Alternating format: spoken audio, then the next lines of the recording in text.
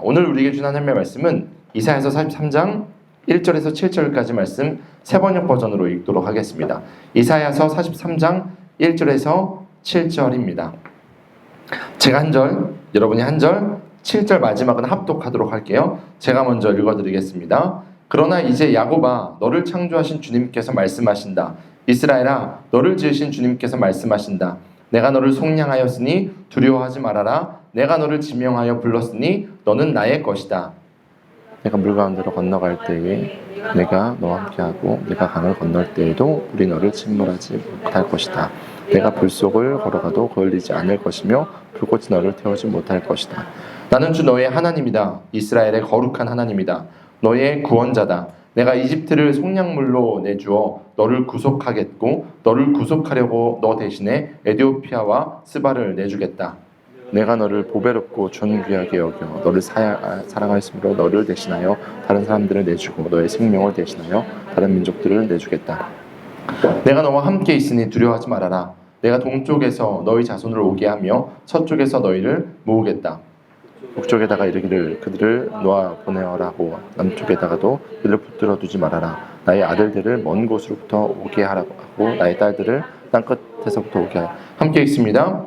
나의 이름을 부르는 나의 백성, 나에게 영광을 돌리라고 창조한 사람들, 내가 빚어 만든 사람들을 모두 오게 하여라 하고 말하겠다. 아멘. 우리 들어진 예물 위해서 말씀 위해서 기도하도록 하겠습니다. 하나님, 이 시간 하나님의 음성을 듣습니다. 우리의 마음밭이 준비되게 하여 주시고 주의 말씀을 우리의 마음밭에 뿌려질 때에 온전하게 뿌려지고 깊이 뿌리내려서 우리의 인생을 변화시키며 30배, 60배, 100배의 풍성한 열매가 삶 가운데 맺히게 하여 주셔서 그것으로 하나님 앞에 영광 돌리는 인생 되게 하여 주시옵소서. 또 주님 전에 나올 때에 예물 드린 자들이 있습니다. 감사로 11조로 선교로 여러 가지 모양으로 주님께 드립니다. 특별히 교회 개척 가운데 새로운 처소 가운데 필요한 물품을 드린 자들도 있습니다. 기억하여 주셔서 하나님의 영광을 위한 인생 되게 하여 주시고 그 물질을 주님께서 주신 그 물질을 주님 앞에 온전하게 드렸사오니 하나님 하늘 신령한 것으로 땅에 기름진 것으로 책임 보장하여 주셔서 많은 사람들을 살리고 하나님 앞에 쓰임받는 인생 될 수 있도록 물질의 청직이 될 수 있도록 인도하여 주시옵소서. 또한 드리고 싶어도 드리지 못한 자들도 있습니다. 하나님 과부의 두레돈 기억하여 주시고 그들의 마음 가운데 주 앞에 드리고 싶은 마음 알고 계시오니 주님 물질을 축복하여 주셔서 하나님 그것을 통해서 많은 영혼들을 살릴 수 있도록 주님 그 통로를 열어주시고 함께하여 주시옵소서. 이 시간 말씀을 전하고 듣는 모두 가운데 은혜 주실 줄 믿사오며 감사합니다. 예수님의 이름으로 기도하옵나이다. 아멘. 할렐루야. 우리 양옆에 앞뒤에 있는 분들에게 인사하겠습니다. 오늘도 하나님 우리와 함께 하십니다. 매우 중요한 이야기입니다. 하나님은 오늘도 우리와 함께 하십니다.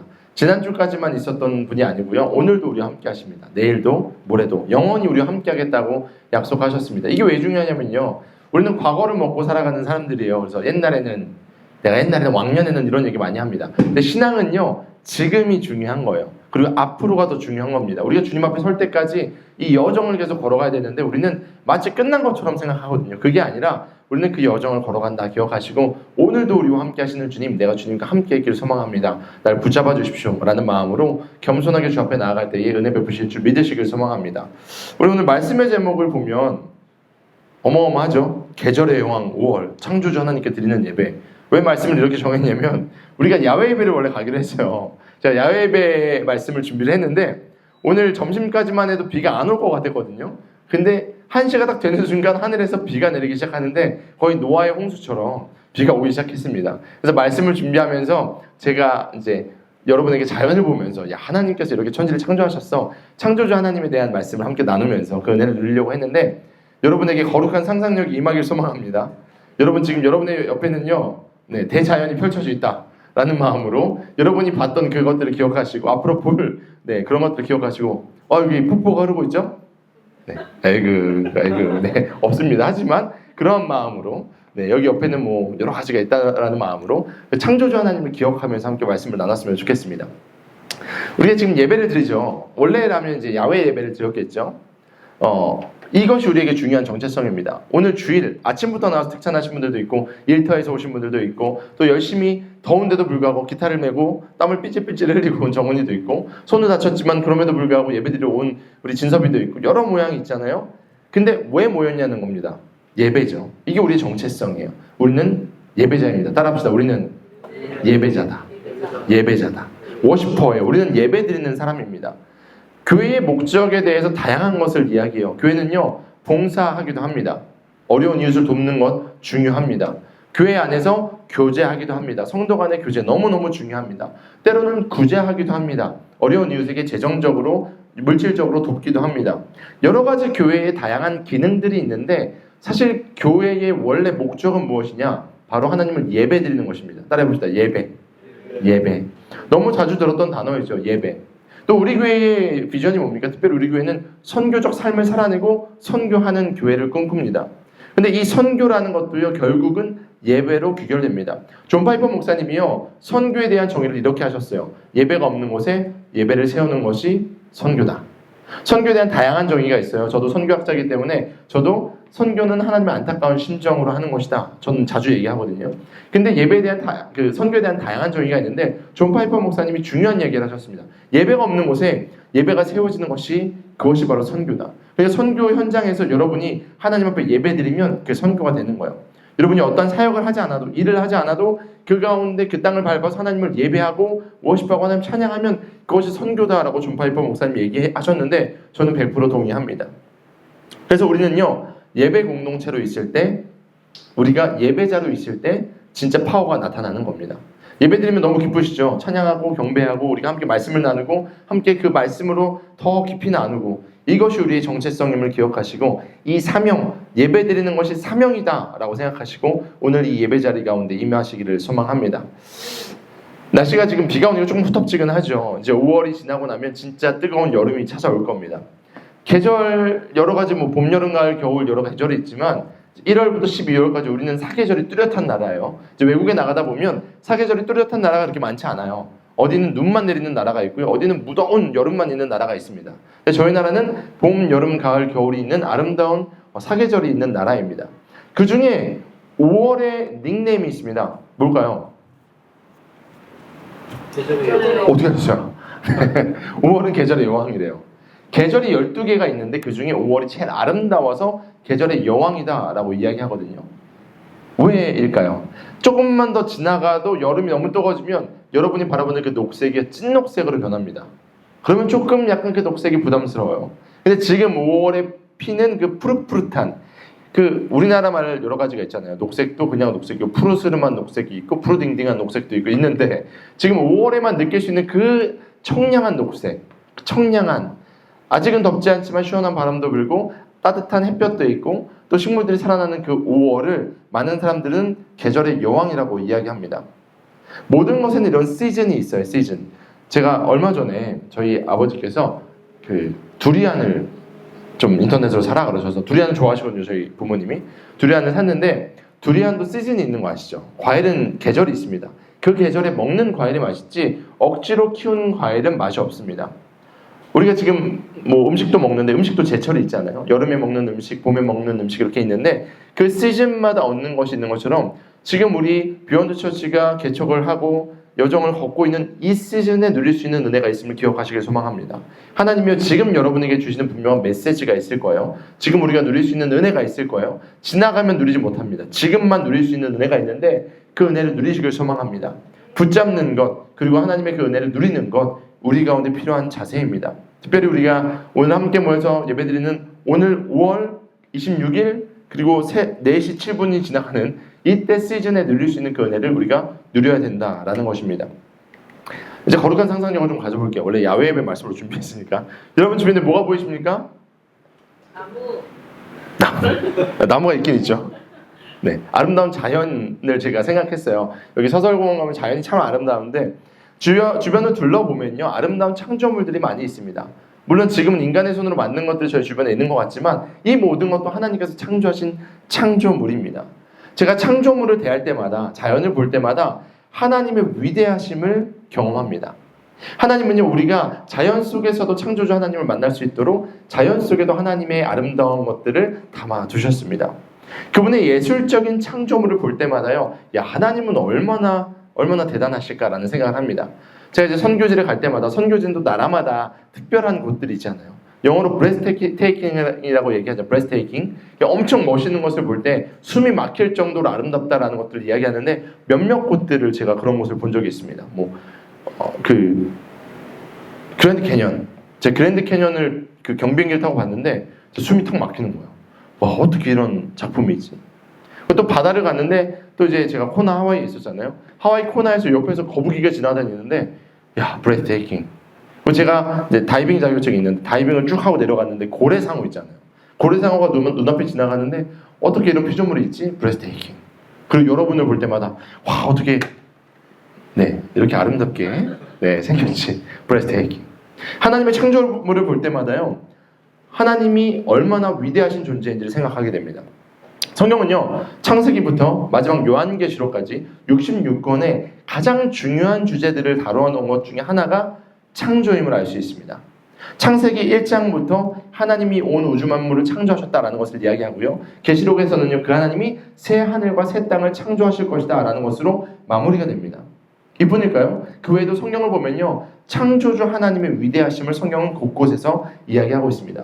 우리가 오늘 함께 읽은 이사야서 43장도 그 창조의 이야기가 기록되어 있습니다. 이 말씀이 기록된 시기는요, 6세기 중반이에요. 기원전 6세기 중반, 지금 이스라엘 역사로 말하면요, 이스라엘이 바벨론 포로기로 잡혀간 시기입니다. 그러니까 이스라엘의 역사로 보면 지금 이 이사야서가 쓰였을 때는 매우 참혹한 시기였다라는 거죠. 주변에 강대국들이 있었는데 그 중에 바벨론이 엠파이어일 때, 제국일 때 그 이스라엘뿐만 아니라 주변 국가를 싹 잡아 자기의 포로로 삼았던, 특별히 남유다였죠. 남유다가 포로로 잡혔던 재앙 같은 사건이 있었던 시기가 바로 이 시기입니다. 이스라엘은 어떤 나라입니까? 하나님을 신으로 섬기는, 하나님을 왕으로 섬기는 나라였죠. 그러니까 하나님을 섬기는 나라가 다른 나라의 포로로 잡혀간다? 인정할 수 없는 사건이에요. 큰 사건입니다. 온갖 수모와 좌절을 당했을 거예요. 그리고 이렇게 얘기했을 겁니다. 바벨론에 있는 사람들이, 야, 니들이 하나님 섬긴다며, 니들이 믿는 하나님은 무능한 신이야 라고 이야기했을 겁니다. 그럼 모욕과 여러 가지 다양한 잡다한 생각이 들었을 겁니다. 진짜 우리 하나님은 살아계시지 않는가? 바벨론에 있는 신이 더 강한가? 우리는 무엇인가? 이런 온갖 고민이 있는 이 시기에 오늘 본문은요, 그 하나님이 어떤 분이신지를 이야기합니다. 우리 1절 말씀 같이 한번 읽어볼게요. 함께 읽습니다. 시작. 내 야곱아, 너를 창조하신 주님께서 말씀하신다. 이스라엘아, 너를 지으신 주님께서 말씀하신다. 내가 너를 속량하였으니 두려워하지 말아라. 내가 너를 중용하여 불렀으니 너는 나의 것이다. 아멘. 여기서 얘기하는 야곱, 이스라엘은 같은 이스라엘 민족을 이야기하는 겁니다. 대명사예요. 이 구절에서 너를 창조하신 여호와라는 말이 2번이나 나옵니다. 상투적인 표현이죠. 창조주 하나님, 창조주 하나님. 근데 여기서 말하는 이 창조주라는 단어는요, 매우 중요한 의미를 내포하고 있습니다. 먼저 창조주라는 단어가요, 우리 가운데 주는 의미는요, 우리가 피조물이라는 겁니다. 따라해보자. 피조물.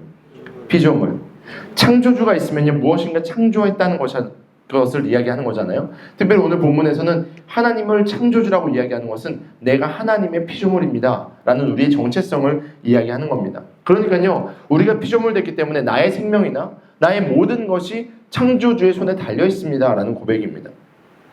오늘날 우리는 얼마나 우리 인생의 주인으로 살아갑니까? 우리가 우리의 인생의 주인 되어 살아갑니다. 우리 건강을 마음대로 쓸 때가 있고요, 우리의 지식도 마음대로 쓸 때가 있습니다. 그래서요, 손해보는 것은 죽어도 싫은 것이 오늘날 우리 청년시대의 모습입니다. 손해보는 거 좋아하는 분 계세요? 없습니다. 요즘 얼마나 시끄러운 사건들이 인터넷에 많이 있습니까? 특별히 손해본 이야기들 때문에 상대방을 공격하는 이야기가 쫙 깔려 있습니다. 이게 오늘날 우리의 모습입니다. 왜냐하면 소유가 나이기 때문이에요. 나는 내 것이기 때문에 내가 손해보는 거 정말 싫어합니다.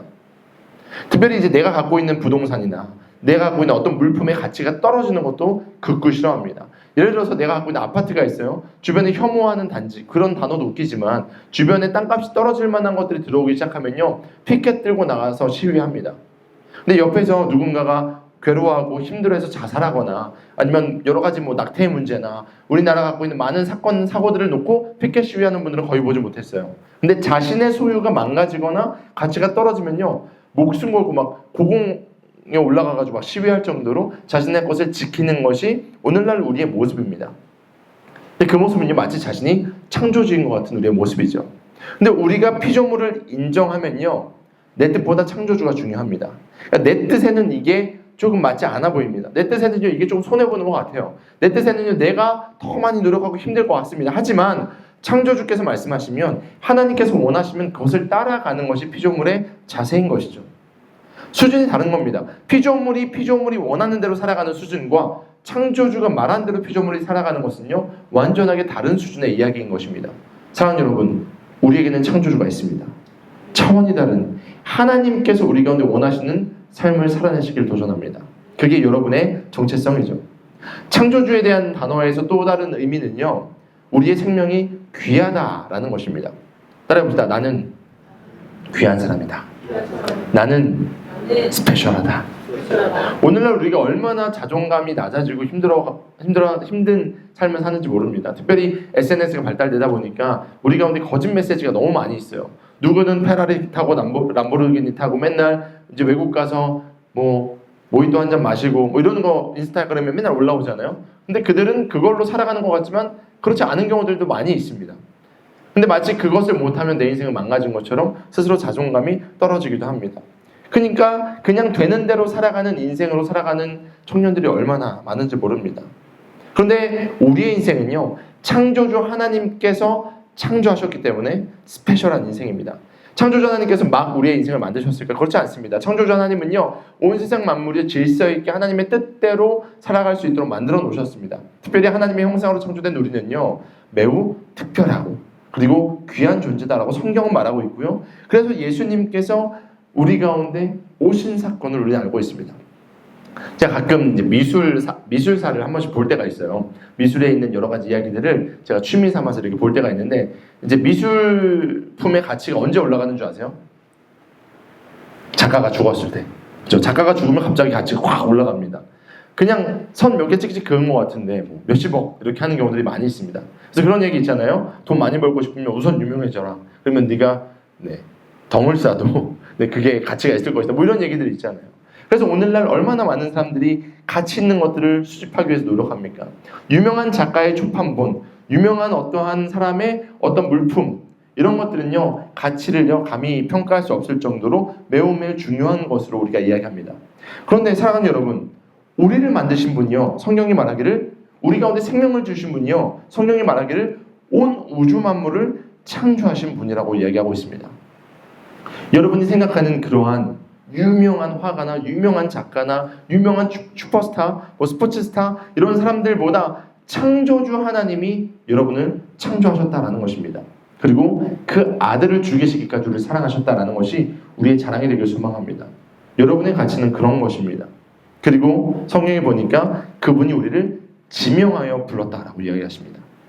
하나님께서 말씀하시는 것이죠. 하나님께서 이름을 불러서 하나님께서 우리를 생각하셔서 우리를 지명하여 부르셨다라고 이야기하고 있습니다. 엄청난 사건입니다. 창조주 하나님께서 하나님의 계획대로 우리를 만드신 것뿐만 아니라 지금 우리를 그렇게 부르고 계신다. 이 사실을 기억하는 축복된 시간 되기를 소망합니다. 바로 하나님께서 우리를 대하시는 모습, 그 모습은 어떠할까? 우리 본문 2절 3절에서 계속 이야기합니다. 내가 물 가운데를 건너갈 때에 내가 너와 함께하고 내가 강을 건널 때에도 물이 너를 침몰시키지 못할 것이다. 내가 불 속을 걸어가도 걸리지 않을 것이며 불꽃이 너를 태우지 못할 것이다. 나는 주 너의 하나님이다. 이스라엘의 거룩한 하나님이다. 너의 구원자다. 특별히 여기서 나온 단어들이 중요합니다. 먼저 물이라는 단어가 나옵니다. 이스라엘 민족에게 매우 중요한 단어가 이 물입니다. 특별히 근동지방에는 이 물, 특별히 물이 많이 모인 곳을 바다라고 이야기하고, 그리고 이 히브리어로 얌이라고 이야기해요. 이 얌에 대한 공포가 이들 가운데 있었습니다. 과거에 노아 홍수도 있었고요, 홍해 사건도 있었죠. 그래서 물이라는 것은요, 두려움의 대명사였고, 그리고 그것이 하나님을 나타내는 경우들이 많이 있었습니다. 특별히 이스라엘 백성들이 출애굽할 때를 기억해 보세요. 이집트에서 기병들, 그 당시에 그냥 칼싸움 한 게 아니고요, 뒤에 마차와 전차를 끌고 이스라엘 백성들을 죽이려고 달려옵니다. 근데 이스라엘 백성은요, 가진 게 없어요. 그냥 짐 끌고 이렇게 걸어가고 있는데 수백만이나 되는 사람들이 뒤에서는 그런 군병들이 오고 있고 앞에는 홍해가 있는데 얼마나 인생이 막막했을까요? 근데 하나님께서 홍해를 갈라주셨고 지나가게 하셨고, 그리고 이집트의 군병들이 지나가던 중간에 물이 닫혀서 그들이 모두 수장되었다라는 사건 알고 계시죠? 이게 우리가 알고 있는 출애굽 사건의 중요한 이야기입니다. 하나님께서는요, 물이 너를 해치지 못할 거야 라는 그 사건을 다시 한번 기억하게 하신 겁니다. 불은 뭡니까? 전쟁이 일어나면 가장 먼저 보는 것이 불타오르는 성벽과 불탄 자신의 집과 터전입니다. 지금 이스라엘 백성들은요, 불에 대한 공포가 있었을 거예요. 북이스라엘과 남유다로 나뉜 상태에서 북이스라엘은 아수르에 의해서 먼저 멸망당했어요. 그리고 나서 남유다 역시도 바벨론에 의해서 멸망당했습니다. 성경에 보면 여우들이 뛰노는 곳이 된 것이 바로 예루살렘입니다. 그 당시에 평화의 도시였던 예루살렘, 많은 주변에 있던 나라들이 종교적인 의미로 참석하고 방문했던 그 예루살렘이 완전하게 초토화가 됩니다. 불타오른 것이죠. 그러니까 그들은요, 불이라는 것에 대한 트라우마가 있었을 것입니다. 근데 하나님께서 말씀하십니다. 불이 너를 해치 못할 거야. 불이 너를 해치 못할 거야. 지금 너희가 비록 바벨론의 포로 상황에 있고 너희 가운데 트라우마가 있고 문제가 있을지라도 내가 그것을 지켜줄 거야.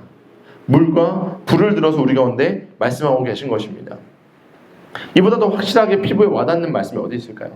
그만큼 하나님은 우리와 함께 하신다는 겁니다. 이스라엘 백성들에게 적절한 말로 그들이 이해할 수 있는 단어로 물과 불을 들어서 그들을 지키시겠다고 말씀하신 하나님께서 오늘날 우리에게는 어떠한 단어로 말씀하실까요?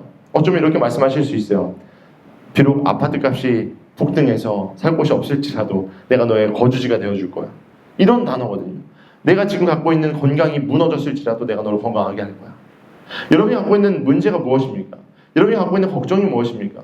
여러분 가운데 하나님 말고 다른 것을 섬기게 만드는 요소가 무엇입니까? 근데 하나님 말씀하십니다. 오늘 물과 불을 들어서 그것이 너를 심령하지 못하게 만들 거야 라고 말씀하십니다. 때로는 직장의 실직이 될 수 있어요. 때로는 여자친구, 남자친구와의 관계의 실패가 될 수 있습니다. 때로는 너무 분주하고 바쁜 일이 될 수 있어요. 근데 그런 것들이 우리 삶을 파괴하기 시작하죠. 그런데 세상은요, 특히 사단은요, 마치 그것이 전능한 하나님처럼 느낄 수 있도록 우리 가운데 거짓말을 합니다. 그러다 보니까 속다 보니까 우리 가운데 두려움이 가득한 겁니다. 오늘 말씀에 두려워하지 말라라고 분명히 말씀하시죠. 우리 가운데 생긴 두려움은 뭘로 기인했습니까? 이스라엘 백성들은 물과 불이었죠. 우리 가운데 무엇입니까? 오늘 말씀을 들으면서 여러분의 마음 가운데 있는 두려움이 무엇인지를 한번 직면해 보시길 소망합니다. 그러나 그 어떤 것들도 결코 우리를 창조하신 하나님보다 우선될 수 없고요. 그것이 여러분의 창조주가 될 수 없음을 기억하시길 소망합니다. 그 모든 것들이 우리 가운데 평안을 줄 수도 없고요. 우리를 지키고 보호할 수 없습니다. 아프리카 최전방에서 선교지에서 사역하는 선교사님이 위독한 병에 걸리셨습니다.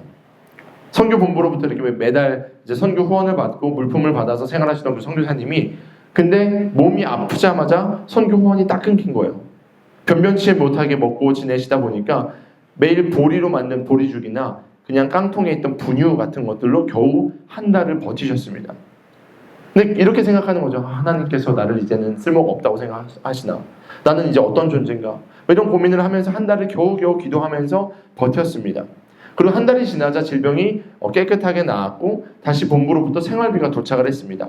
식량도 구했고요. 다시 건강을 찾아서 사역을 잘 감당하다가 이제 여러 해가 지나서 안식년이 되어서 다시 본국에 돌아왔습니다.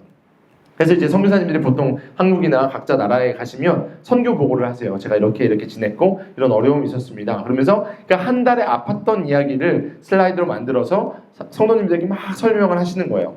그리고 나서 예배가 끝났는데 한 의사 선생님이 그 선교사님을 찾아가서 물어보시는 거예요. 선교사님 어떤 증상이 있으셨어요? 그러면서 한 달의 얘기를 쭉 들어보니까 그 의사 선생님이 이렇게 말씀하시는 거예요. 제가 봤을 때는 심각한 그 소화 장애를 앓으신 거기 때문에 만약에 그때 기름지거나 몸에 좋은 음식을 먹으셨다면 소화 장애가 더 심하게 일어나서 어쩌면 우리가 못 만났을 수도 있습니다. 그럴 때는 음식을 완전하게 줄이고 보통 보리 같은 것을 먹으면서 한 달 동안 버티셔야 됩니다. 라고 이야기하는 겁니다. 그때 선교사님이 깨달으셨어요. 아, 하나님이 나를 가장 잘 아시는구나. 내가 만약에 선교비가 와서 내가 만약에 음식을 더 많이 먹었으면 내가 더 건강을 위해서 내가 뭔가 했으면 나의 삶에 문제가 생길 수 있었구나. 하나님은 어려움 가운데서 나와 함께 하셨고 사실 나를 지키시고 계셨구나. 이 선교사님이 깨달으셨다라고 말씀하십니다. 창조주 하나님은요 우리를 가장 잘 아십니다. 믿으십니까? 창조주 하나님은요 저를요 누구보다 잘 아십니다. 저희 사모보다, 저희 부모님보다, 저희 아들보다 하나님은 저를 창조하셨기 때문에 가장 잘 아십니다. 마찬가지로 창조주 하나님은요 여러분을 누구보다 잘 아십니다. 누구보다 여러분과 함께 하시고요 지키시고 보호하시는 분이심을 우리가 믿어야만 합니다. 그리고 우리의 삶은 그분에게 맡겨야 한다는 것이죠. 로마서 8장 28절은 이렇게 이야기합니다. 우리 함께 읽어볼게요. 시작. 하나님을 사랑하는 사람들 부르심을 받은 사람들에게는 모든 일이 서로 협력해서 선을 이룬다는 것을 우리는 압니다. 아멘. 이 로마서 8장 28절의 말씀이요, 우리 삶에 계속해서 경험되기를 축원합니다. 결국 이런 하나님의 일하심은요, 무엇 때문일까요? 무엇을 위함일까요? 가만히 고민해 보세요. 창조주 하나님이 우리를 이끌어 주시고 우리가 이렇게 함께 하시고 지키시고 보호하시는 건 왜일까요?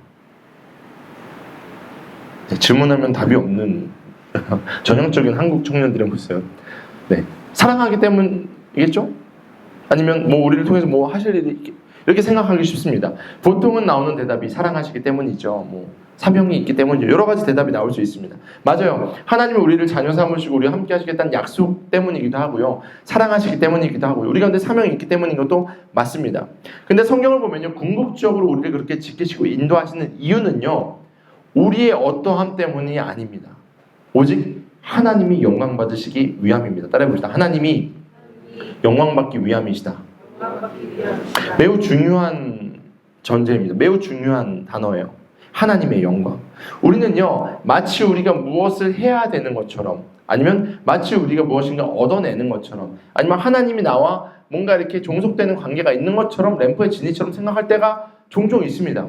근데 성경이 말하기를요, 우리는 아무런 의미 없는, 우리는 아무것도 할 수 없는 그런 존재임을 계속해서 이야기합니다. 제가 아까 함께 교제할 때도 그런 얘기 했는데, 제가 요즘 유튜브 알고리즘에 과학 채널이 좀 많이 떠가지고 과학 채널을 좀 보고 있어요. 근데 그 중에 우주공학자가 본인의 닉네임을 이야기하는데, 본인 닉네임을 이렇게 이야기해요. 우주먼지 누구누구누구 박사입니다. 이렇게 이야기합니다. 우주에서 봤을 때 본인의 위치는요, 먼지래요. 너무 웃겼어요. 이분은 뭐 신앙인도 아니고 그냥 과학자예요. 근데 과학자의 입장에서 봤을 때 본인은요, 우주의 먼지만한 존재다라고 얘기하는데 매우 동감했습니다. 사실 우리는요, 제가 여기 앞에서 목사로 있지만 전 아무것도 아닌 존재입니다. 하나님의 사역에 있어서 제가 무슨 도움이 되겠어요?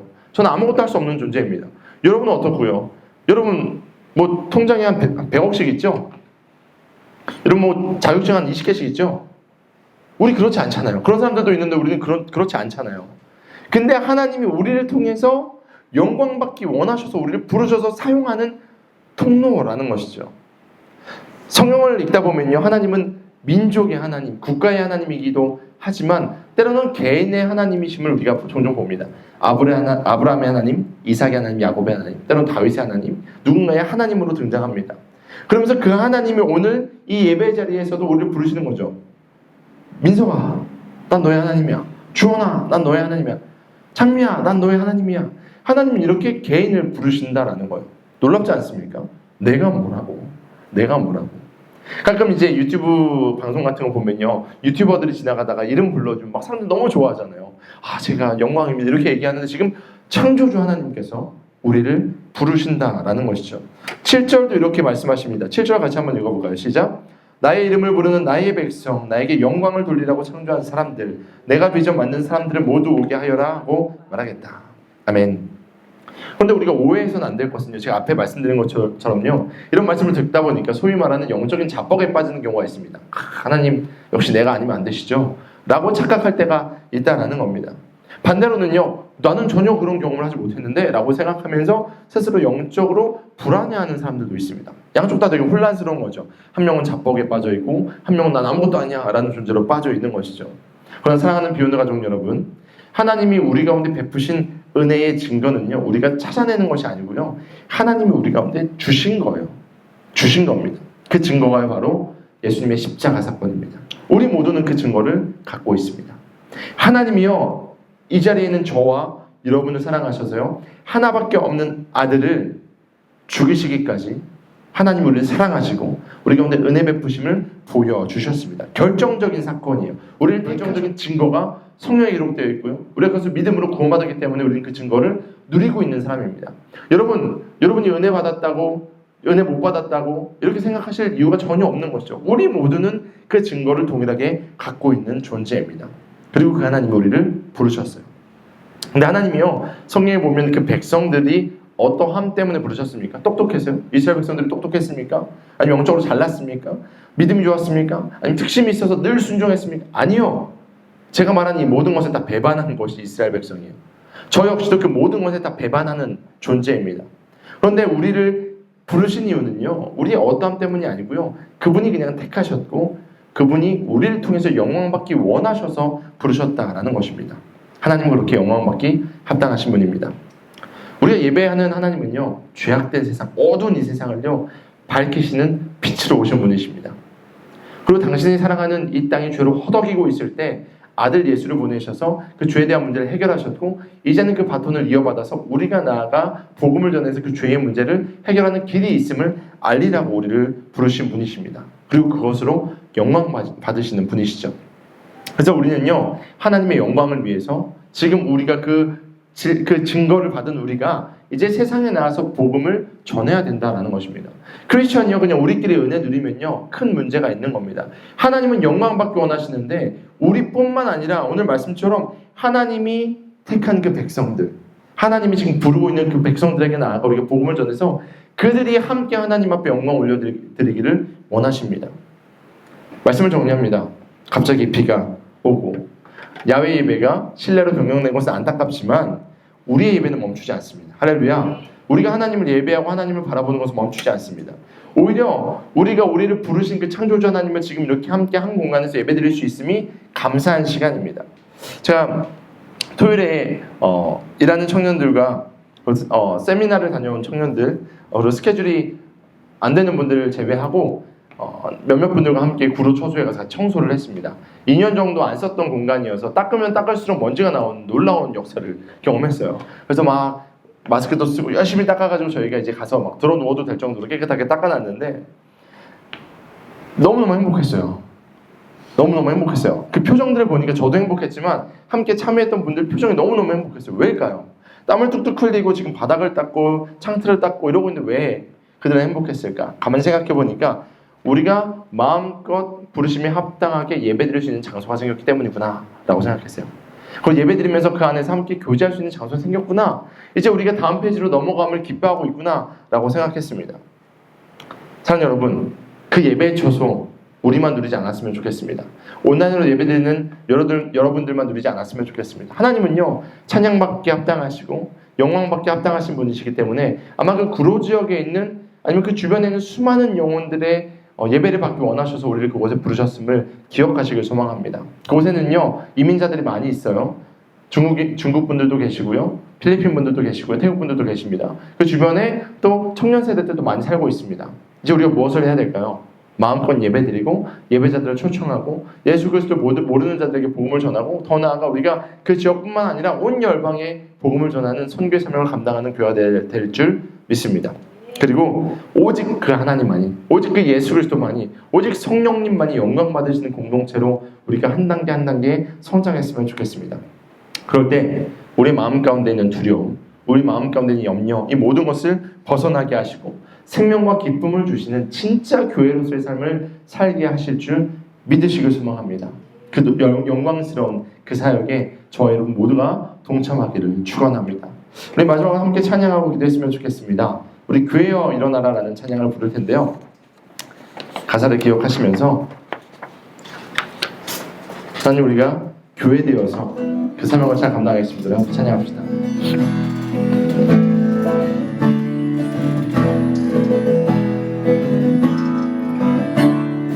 교회여 일어나라, 교회여 일어나라, 주께서 부르시니 두려움과 실패 내려놓고 교회여 다시 한번 교회로 일어나라, 교회여 일어나라. 주님께서 보내십니다.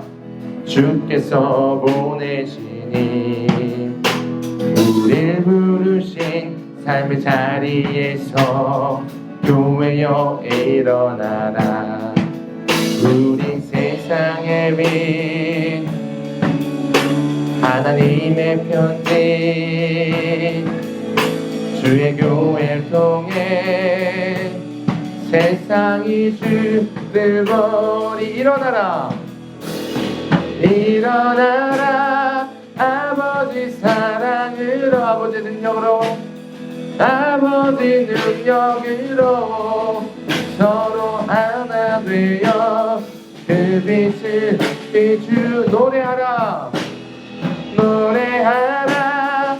아버지의 사랑을 아버지의 크심을 이 삶의 노래로 주님을 나타내라.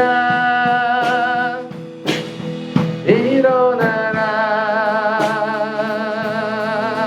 다시 한번 고백할 때에 교회된 여러분 함께 주님을 찬양합니다. 교회 일어나라. 교회여 일어나라. 주께서 부르시니 두려움과 실패 내려놓고 교회 여러분 자신에게 선포하며 찬양합니다. 교회 일어나라. 교회여 일어나라. 주께서 보내시니 주께서 보내시니 우릴 부르신 삶의 자리에서 교회여 우리는 세상의 빛입니다. 우리 세상의 빛 하나님의 편지 주를 나타내는 주의 교회 통해 세상이 주를 보니 일어나라. 일어나라. 아버지 사랑으로 아버지 능력으로 서로 하나 되어 그 빛을 노래하라. 노래하라. 아버지의 사랑을 아버지의 뜻임을 이 삶의 노래로 주님을 다시 한번 일어나라. 일어나라. 하나님 사랑으로 아버지 능력으로 서로 하나 되어 그 빛을 비추 노래하라. 노래하라. 아버지의 크심을 이 삶의 노래로 나타내라. 일어나라. 이 다같이 자리에서 일어나서 얘기했으면 좋겠습니다. 주님 우리를 부르셨음에 우리가 반응하겠습니다. 순종하며 반응되겠습니다. 하나님 우리의 삶을 통해서 하나님의 영광 받으시길 소망합니다. 우리가 만나는 많은 자들 가운데 어둠 가운데 있는 그들 가운데 빛을 전하게 하여 주시고 하나님 두려움과 실패 모두 내려놓고 하나님 우리가 믿음으로 나아가 승리할 수 있도록 인도해달라고 우리 주여 한번 해주시고 간절한 마음으로 기도하고 제가 축도하도록 하겠습니다. 주여 한번 해주기도 합니다. 주여 하나님 아버지 다시 한번 우리의 정체성과 우리의 위치와 우리가 무엇을 예배하며 우리 하나님 어떠한 소리를 들려가게 하시니 감사합니다. 창조주 하나님 우리 창조하여 주셔서 이 부시는 하나님을 찬양합니다. 세상에 그 어떤 것든지 주님의 자리에 대신할 수 없음을 고백하며 그 어떤 것도 하나님을 지금 보호하시는 것처럼 우리를 책임질 수 없음을 우리가 알고 있다오니 주님 우리의 자리를 이끌어주시고 주님 인도하여 주시고 모든 주님이 홀로 영광받아 주시옵소서. 모든 과정 가운데 믿음으로 나아가는 여정 하나님의 이름을 동행하게 하여 주시고 주님의 위대하신 그 아름다우시고 찬양하며 경배하며 영광을 주시게 하여 주시고 이번 한 주 살아낼 때의 성취 가운데 빛과 소명을 영광할 수 있도록 저희 축원되도록 주시옵소서. 살아계신 창조주 하나님 아버지 감사합니다.